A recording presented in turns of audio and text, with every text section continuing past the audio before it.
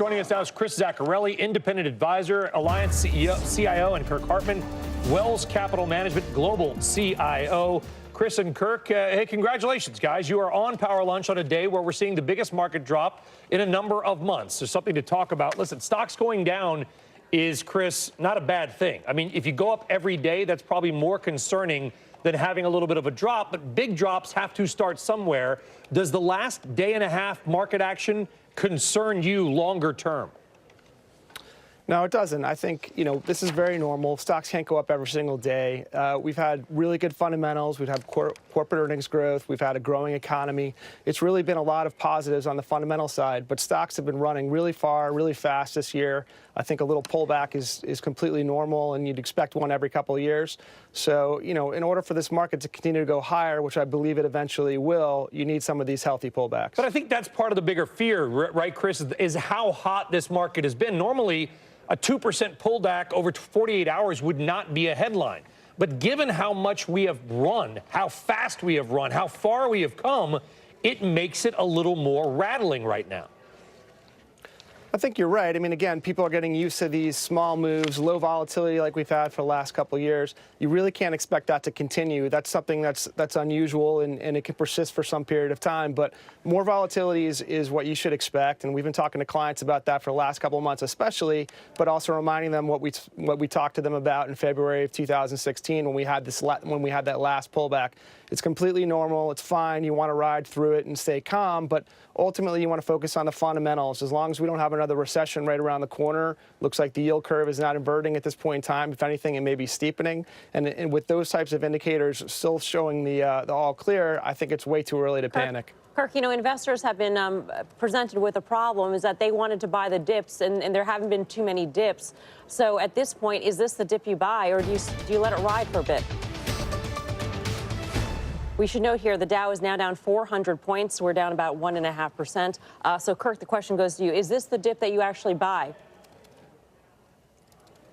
Well, I think that you want to be careful here. I'm not surprised that we have a 4% correction. We called for that, our institute, in December, and I think that that's logical. Don't forget there's kind of a double latte stimulus here. You've got the tax cuts, and I think you're going to get some more spend on infrastructure. So on the other hand, you've got very stimulative fiscal policy. So is that a yes? Yeah, I think corrections to be expected, but on the other hand, I think the economy is pretty strong. So what do I do? What do I do when I see the market down? We had, what, 6 1% days all of last year, something like that. Now we're having, obviously, our first of this year. What do I do, Kirk? Well, I think you want to hedge your bet a little bit. What I'm interested in is the industrials and the semi-industrials. We own these stocks, things like the Caterpillar, the Emersons, the Texas Instruments. There seems to be a rotation there. So I think it's logical to underweight or pull back a little bit on the high-flying FANG stocks and to go to more traditional plays, which I think will do better when the market adjusts a bit.